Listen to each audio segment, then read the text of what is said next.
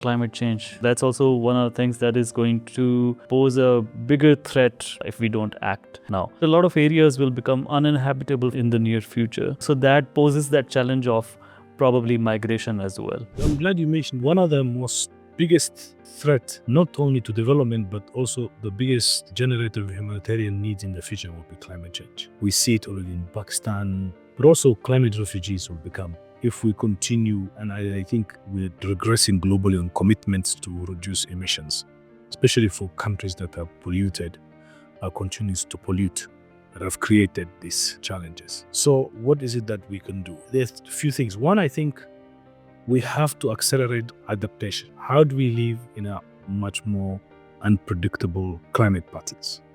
And how do we protect our communities, our vulnerable groups?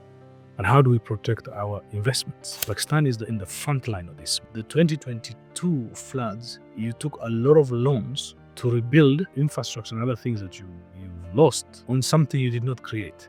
So you have been trapped into debt to respond to climate change and borrowing to reconstruct from the disaster 2022 from something that Pakistan had very little to do in causing it. It's just the level of injustice around this issue is mind-blowing and to be frank, very painful. But how does Pakistan respond? I think embedding climate adaptation into all your development programs and agenda will be the way to go, because this issue is not going. It's going to get worse, unfortunately.